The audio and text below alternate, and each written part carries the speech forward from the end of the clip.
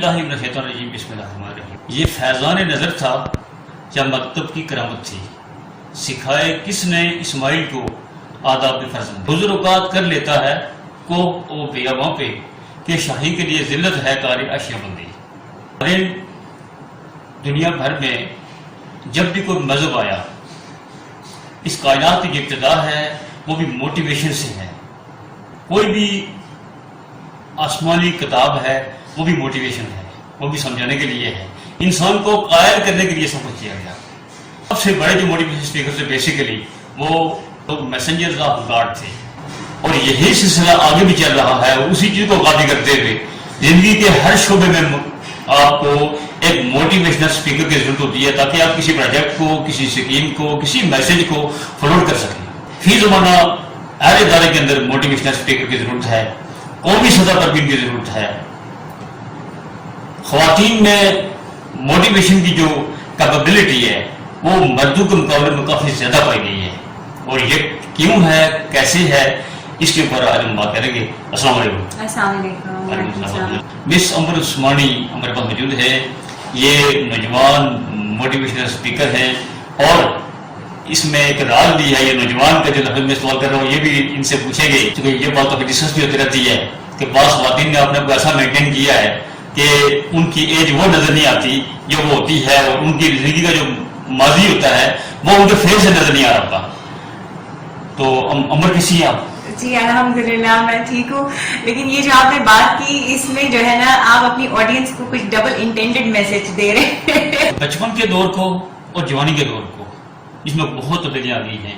آج کا بچہ زیادہ فیسیلیٹیڈ ہے as compare to 10 to 20 year back کے جو بچے تھے جب ہم نے تعلیم حاصل کی.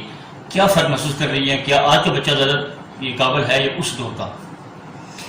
نہیں جی، قابل تو اس دور میں بھی ظاہر تھے کہ ہمارے پاس بہت بڑے بڑے نام ہیں، سارا کچھ. بٹ دی تھنگ از کہ ظاہر ہے کہ یہ جو ایک ٹرانزیشن ہوئی ہے دنیا میں، یہ لاسٹ 10 ایئرز میں یہ بہت ریپڈ چینج آیا ہے. And we are living in a very challenging transition right now, and people have to go through a lot of series of changes. اور ہماری جنریشن نے بہت سارے ایکچولی اس طرح بہت سارے ریپڈ چینجز دیکھے ہیں، ٹیکنالوجی میں بھی، سوچ میں، مائنڈ سیٹ میں، بیہیویئر میں بھی. آبویسلی اسی کے امپیکٹس پہ بیہیویئر پر بھی آتے ہیں. تو قابلیت تو پہلے بھی بے انتہا تھی. اب یہ ہے کہ ہمارے پاس اپرچونٹیز زیادہ ہیں، ہمارے پاس ان کو اس کو پلیٹ فارم کرنے کی ذرائع زیادہ ہیں. تو بالکل ہر وقت کا حساب سے چیزیں. آج کل یعنی انفارمیشن اور نالج حاصل کرنے کا جو وے ہے وہ زیادہ ایزی ہے یا پہلے تھا؟ ظاہر ہے کہ آج کل زیادہ ہی. بالکل. اچھا، چیز بڑی دیکھی گئی ہے کہ سوشل میڈیا کے حوالے سے بہت ساری مثالیں دی جاتی ہیں، لیکن جو ناقد ہیں وہ یہ کہہ رہے ہیں کہ social media is just information, it is not knowledge. آپ کو کیا خیال ہے؟ دیکھیں یہ آپ کے اپنے یوز پہ بھی ڈیپینڈ کرتا ہے. اسی سوشل میڈیا کو بہت سارے لوگ بہت پروڈکٹیو لرننگ کے لیے استعمال کر رہے ہیں. ہمارے بہت زبردست قسم کے سیشنز ہو رہے ہیں وہاں پر، اور ظاہر ہے کہ آپ جس طرح سے بھی آپ اس کا یوزیج رکھیں پھر یعنی سب کو یو. اچھا ایک چیز مجھے یہ بتائیں کہ بیہیویئر جو چینج ہے اس کا آپ کی جو پرسنالٹی ہے اس کی ڈیولپمنٹ پر اور سوسائٹی پر کیا اثر پڑتا ہے؟ ایکچولی دیکھیں سارا کھیل ہی ہمارے بیہیویئرس کا ہے. ٹھیک ہے. ہمارے بیہیویئرس جو ہے وہ ہماری ہیبٹس سے بنتے ہیں، اور جن چیزوں کو، جن ہیبٹس کو ہم زیادہ فوکس کرتے ہیں، جن کو ہم زیادہ ریپیٹیٹیو کرتے ہیں، وہ پھر ہمارے بیہیویئرس میں کنورٹ ہو جاتے ہیں. اور behaviours actually define your personality. تو آپ کی پرسنالٹی ایک مجموعہ ہے آپ کے بیہیویئرس کا.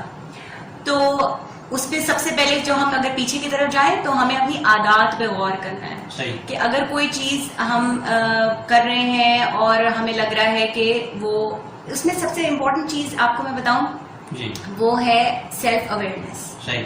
جتنا خود کے بارے میں جانیں گے، پہچانیں گے، اتنا دوسروں کو بھی زیادہ اچھا پہچان اور سمجھ سکتے ہیں. تو پھر اس کے لیے پھر آپ کو جب پتا ہوگا کہ اچھا جی یہ ایک ہیبٹ ہے which is افیکٹنگ می، اس کو बिहेवियर में कन्वर्ट होने से पहले ही आप रोकेंगे. जबरदस्त. ठीक.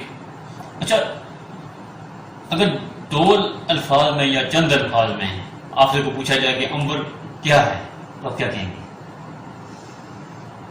अंबर जो है वो एक मोहब्बत का मजमूआ है. माशाल्लाह, माशाल्लाह. और अंबर is basically a person who loves to do हर चीज जो भी वो करना चाहती है पैशन के साथ. हाफ हार्टेडली काम नहीं होता. जिस चीज पे करना है डिवोशन देनी है. सो बेसिकली आप कह सकते हैं पैशनेट और एक सिंसियर सोल है. अच्छा, एक चीज और बताएं कि बड़ी अच्छी है आपने बात की. आपको एक चीज देखी अस्परी साहब ने आपको आई होगी कि हर बंदा हम में से जो है पाकिस्तानी में से वो लेट जाके उसको पता लगता है कि मैं क्या था और मुझे क्या करना चाहिए था. इसकी क्या वजह है? देखिए, इसमें बहुत सारी वजहें हैं. इसमें हमारा ऑब्वियसली एजुकेशन सिस्टम इसमें एक बहुत बड़ी वजह है. हमारे यहाँ की पेरेंटिंग इसमें एक बहुत बड़ी वजह है. और हमारे यहाँ आइडियलिज्म का भी इशू है. बिल्कुल है, बिल्कुल है. और जाहिर है कि कल्चर को जिस तरह से हमने डिफाइन कर दिया हुआ है, उसके कुछ एस्पेक्ट्स भी ऐसे हैं जिसमें हमारे यहाँ बहुत लेट हो जाता है जब इंसान को खुद को जांचने का, खुद को समझने का, खुद को एक्सप्लोर करने का मौका मिलता है. बहुत सारे लोगों को नहीं मिल पाता. वो मतलब पूरी जिंदगी उनको नहीं पता चलता कि एक्चुअली में उनका मकसद क्या था या उनका मकसद क्या है. सही सही. अच्छा, मुझे एक चीज मालूमात हुई है आपके बारे में कि आपके दोस्तों ने ये बताया है कि आप बहुत अच्छी मोटिवेशनल स्पीकर बन सकती हैं. आप इस फील्ड में आए, आप हाउस वाइफ न रहें, आपकी जो तालीम है जो कि आपका बहुत अच्छा करियर रहा, तो ये लोगों के कहने पर आप आई हैं या अब्बू के कहने पर आई हैं? नहीं, मैं किसी के कहने पर नहीं, मैं अपने खुद के कहने पर आई हूँ. And the one thing which is in me is that if I convince my mind तो I can convince the whole world. So if my heart is convinced for something, then और आप देखिए, आपको कोई दूसरा नहीं डिफाइन कर सकता. आपको खुद अपना आपको बेहतर पता है.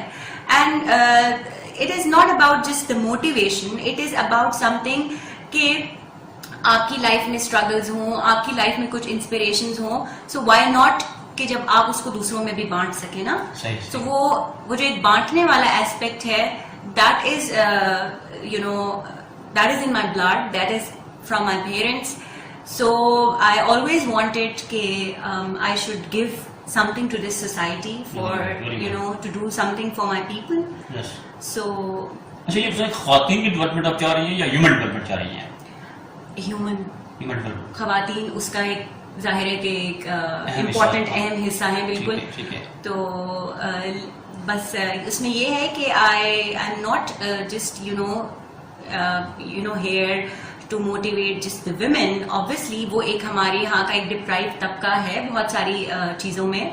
But yes, I consider the mail genders, उनके इश्यूज, उनके प्रॉब्लम्स, उनकी साइकी, उनके बिहेवियर्स. क्योंकि देखें, माशरा जो है वो मर्द औरत दोनों से मिलके बना है ना.